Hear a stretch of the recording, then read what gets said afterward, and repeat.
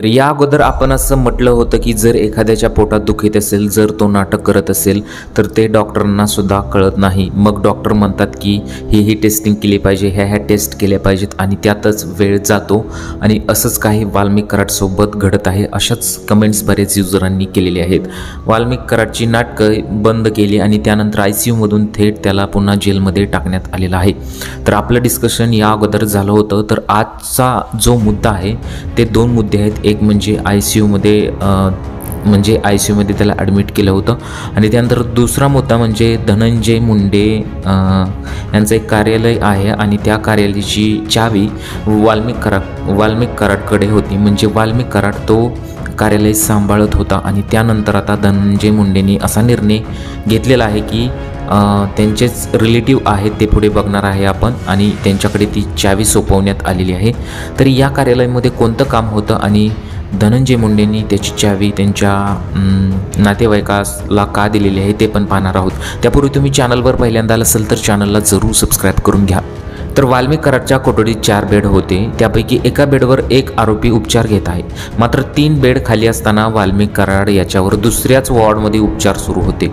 त्यामुळे एकूणच आरोग्य यंत्रणेवर सुद्धा संशय व्यक्त केला जात आहे. ज्या वॉर्डात वाल्मिक कराडला ठेवण्यात आलं होतं त्या वॉर्डातील सर्व रुग्ण दुसरीकडे हलवण्यात आली.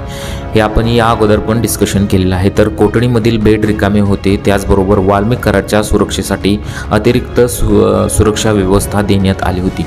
यासाठी 2 पोलीस अधिकारी तर चक्क 15 कर्मचारी नियुक्त होते. बुधवारी मध्यरात्री वाल्मिक कराड यांना पोटदुखीचा त्रास सुरू झाल्यानंतर जिल्हा रुग्णालयात दाखल करण्यात आलं होतं. त्यानंतर वैद्यकीय पथकाने तपासल्यानंतर ॲडमिट करायचं ठरलं. त्यावेळी थेट त्याला ICU वॉर्डमध्ये ॲडमिट केलं. जिल्हा कारागृहात आलेला कुठलाही आरोपी सुरुवातीला याच आरोपींच्या कोठडी वॉर्डात उपचारासाठी दाखल करणं आवश्यक होतं.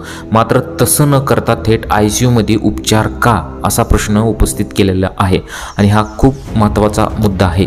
तर ICUमधून थेट जेलमध्ये टाकलेलं आहे. तर ही असं पण डिस्कशन अगोदर केलं होतं आणि तेच खरं ठरलेलं आहे की पोटदुखीचं जे नाटक होतं ते सत्य ठरलेलं आहे आणि यामध्ये आरोग्य यंत्रणेवर आपण भरोसा ठेवू शकत नाही. तर दुसरा मुद्दा पाहणार आहोत तो मुद्दा खूप महत्त्वाचा आहे. धनंजय मुंडे यांच्या परळीतील जगमित्र कार्यालयाची सूत्रे त्यांनी चुलत बंधू अजय मुंडे यांच्याकडे सोपवली आहेत. याच कार्यालयातून परळी मतदारसंघातील नागरिकांचे प्रश्न जाणून घेणे, त्याची सोडवणूक करण्याचे काम आधी वाल्मिक कराड करायचा. आता कराड जेलमध्ये गेल्याने या खुर्चीवर कोण बसणार याची चर्चा तालुक्यात रंगली होती. अखेर धनंजय मुंडेंनी त्यांचे चुलत बंधू यांना ती सोपवलेली आहे. अजय मुंडे म्हणजे त्यांचे चुलत बंधू अजय मुंडे यांच्या हाती कार्यालयाच्या चाव्या सोपवल्या आहेत. ते बीड जिल्हा परिषदचे सदस्य असून गटनेतेपदीही त्यांच्याकडेच आहे. मंत्री मुंडे मतदारसंघात नसताना अजय मुंडे सक्रिय असायचे. आता ते जगमित्र कार्यालयात बसून ही कामे पाहतील. दरम्यान अजय मुंडे यांच्या हाती काम सोपवल्याने वाल्मिक कराडच्या समर्थकांमध्ये त्याची काय प्रतिक्रिया उमटते हे पाहावे लागते.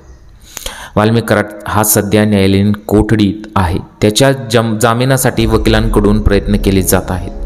कराडसह अन्य आरोपीही तुरुंगात आहेत. या गुन्ह्यात दोषी आढळणाऱ्यांना फाशीही देण्याची मागणी धनंजय मुंडे यांनी केलेली आहे. ॲट द एंड आपण हा पॉईंट डिस्कस का केलेला आहे तर बघा, आपला साथीदार काय करतोय आणि त्याच्या आसपासची लोक काय करतात हे आपल्याला खरोखरच माहिती असलं पाहिजे. आता बघा, वाल्मिक कराड होता आणि त्याची जी टोळी होती त्या टोळींकडे अक्षरशः शस्त्रे होती, कुणाकडे बंदुका होत्या आणि त्यानंतर त्याचा वापरसुद्धा अनेकांनी केलेला आहे. मग हे एवढ्या दिवस बाहेर का आलं नव्हतं असाच प्रश्न अनेक लोकांनी उपस्थित केलेला आहे. एक एक्झाम्पल बघूया. आता समजा की मी एखाद्या मोठ्या पदावर आहे आणि माझा मित्रसुद्धा माझ्यासाठी कार्य करत आहे, म्हणजे काम करत आहे आणि त्यानंतर त्या मित्राचे जे मित्र असतील ते जर गुन्हे करत असतील तर माझं काम आहे ना की त्यांना समजावण्याचं किंवा माझ्या मित्राला समजावण्याचं, असं करू नये म्हणून.